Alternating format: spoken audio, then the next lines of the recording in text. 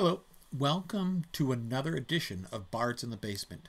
Today we will be reading and discussing Those Winter Sundays by Robert Hayden. Robert Hayden was a mid-20th century American poet.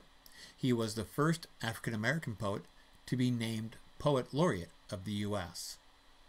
On the right-hand side, you'll see the literary devices that I will address as I walk through the poem with you. And of course, on the left-hand side, we have the poem. Let us start by hearing the poem and then going back and seeing what the poet is doing line by line, stanza by stanza. So here we go. Those Winter Sundays by Robert Hayden. Sundays too, my father got up early and put his clothes on in the blue-black cold. Then, with cracked hands that ached from labor in the weekday weather made, banked fires blaze. No one ever thanked him. I'd wake and hear the cold splintering breaking. When the rooms were warm he'd call, and slowly I'd rise and dress, fearing the chronic angers of that house, speaking indifferently to him who had driven out the cold and polished my good shoes as well. What did I know of love's austere and lonely offices? That's a wonderful poem. It resonates more with me now that I'm a father. Of course, when I wake up and the house is chilled, I don't have to make a fire. I just turn up the thermostat. So slightly different, but without further ado, let me jump into the poem. The first thing I want to note is the speaker of the poem. Oftentimes we think the speaker of the poem is the poet. That is not always the case. Emily Dickinson, in quite a few poems, wrote from a male point of view. So think of the speaker as a persona, a creation of the poet. Sometimes it is the poet, sometimes it's not. But what we know about the speaker of this poem is that the events addressed in the poem are in the past, and that the speaker has had some kind of epiphany, some kind of realization about the role of his father in the family. All right, so that's the speaker of the poem. The next literary device is stanza. We have three stanzas in this poem. We have two quintain, which are 5-line stanzas, and one quatrain, which is a 4-line stanza. And you can read the definition there, or Google it if you want for the exact definition of stanza. But we have 3 stanzas here. Most importantly is the words chosen by the poet. So diction is the next literary device. I don't want you to think of diction as just individual words, but how those words are grouped together.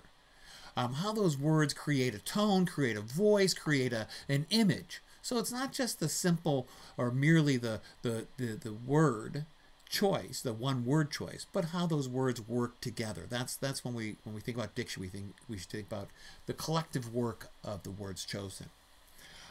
Let's look at some of the words in this first stanza.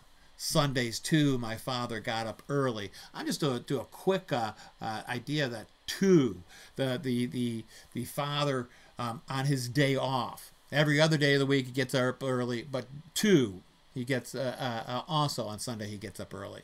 So it just points to there's no day off for the father, if you will.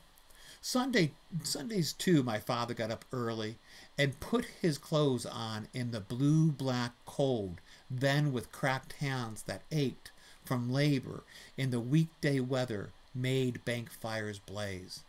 Now, I'm with the diction, the word choice, I'm going to address some of the sound devices employed by the poet. Wonderful sound devices. We have alliteration, we have assonance, and we have consonants. Now, when we think about the alliteration, we think about the hard C sounds, close, cold, cold, cold. We have the B sound, banked, blaze. We have once again the hard C with the cracked there. So we have close, cold, cracked, banked, blaze. Those are types of alliteration.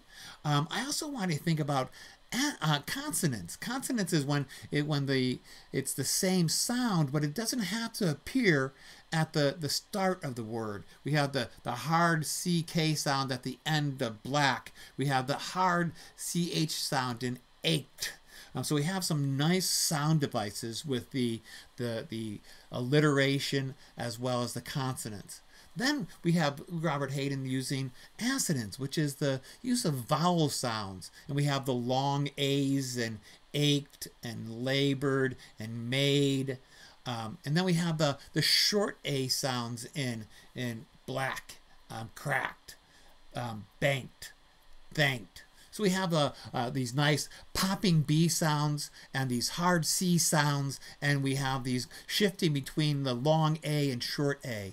I'm going to suggest that all these sound devices used by the poet is to help us experience the poem. We're outside with the father in this blue-black coat. It's so cold. It's bruisingly cold, blue-black. There's no space between the word blue and black. Notice. This is how cold it is, and we get a sense of the hands that are cracked and ached from work. And so we have nice sound devices that allow us to experience the poem. Now, I'm going to jump down to the last literary device on that right-hand side where it's imagery.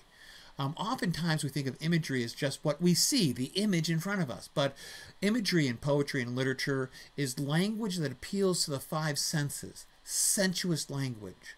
It allows us to see or to hear, to feel, to taste, to smell what the poetic experience moment is the poet is writing about. So here we have all these hard sounds, cacophonous sounds, if you will, that allow us to experience the coldness and the labor involved with getting the house warm for the family. Now, the next word is syntax. The next literary device is syntax. That's a sentence structure.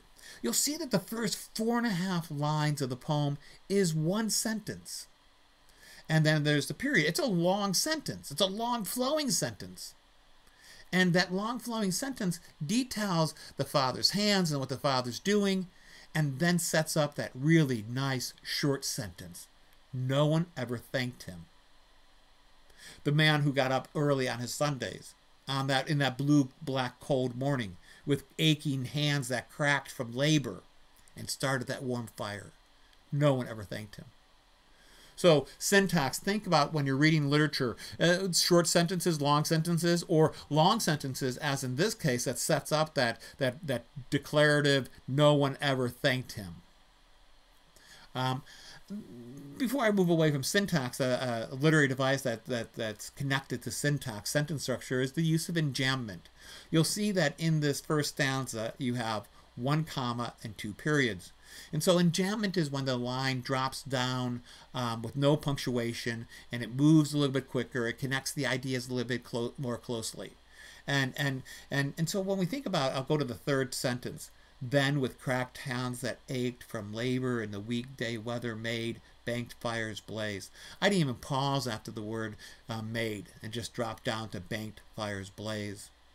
And so that enjambment is the lack of punctuation at the end of sentence and moves the idea faster and keeps the idea a little bit clearer. And so no one ever thanked him who made these banked fires blaze.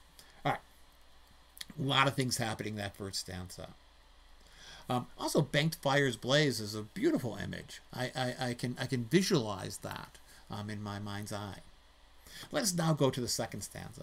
I'd wake and hear the cold splintering breaking. There's a physicality. That's how cold it is. There's a physicality to the cold. It's splintering, it's breaking as the father warms the house. When the rooms were warm, he'd call. I love the fact that the poet sets off the father by himself, surrounded by those commas there, if you will. And also the father in this short sentence, no one ever thanked him. He'd call. It's as if the father is there, but he's set off from everybody else. And the commas possibly suggest that he called. And so the father would wait till it's warm, and he would call saying, hey, house is warm now. And I would slowly rise and dress, fearing the chronic angers of that house. Fearing the chronic angers of that house. Well, maybe it's not so much the chronic angers of that house. Maybe it's just it's not a warm, fuzzy house, if you will.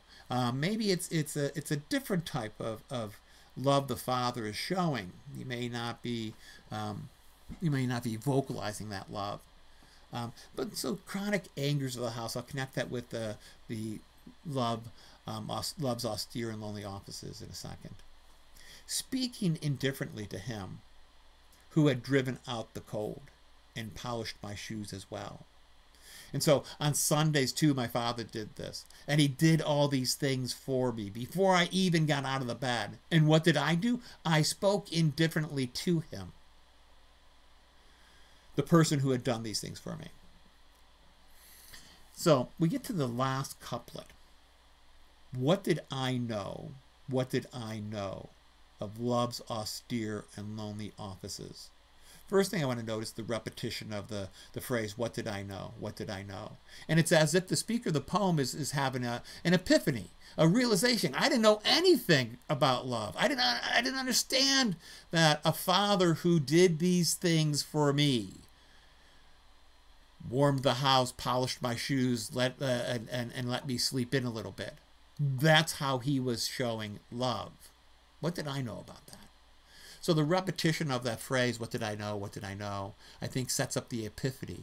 An epiphany is this sudden realization, this sudden realization of what the truth is. Here's the truth in regards to my father. Here's the truth. I knew nothing about love.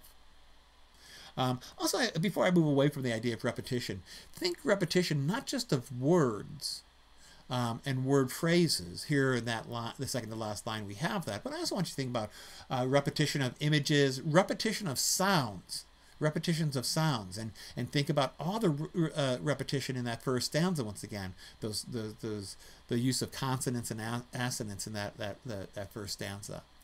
The sound is repetition. So we have, what did I know? What did I know of love's austere and lonely offices? That's a wonderful last line there. And there's a couple ways of reading that. When we think about love's austere, love's unadorned, love's cold, love's empty, or let's just say with unadorned. It's not fancy love. It's not decorated love. It may be cold. It may be love is being shown through or demonstrated through getting up and taking care of the house and polishing your shoes. So we have love austere, kind of unadorned love, not warm and fuzzy love.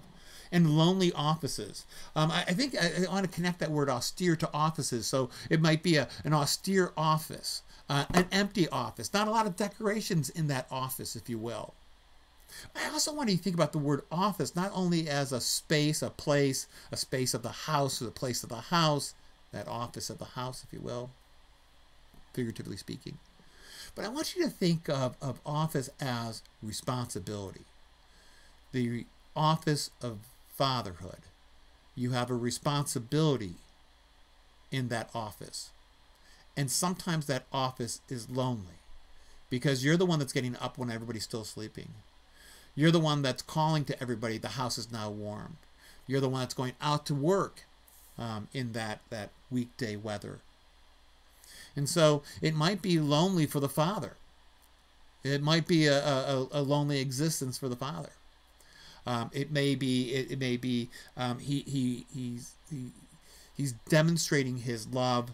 He's fulfilling his office as father by getting up and doing his job. And that's the best he can do to say to his family, I love you.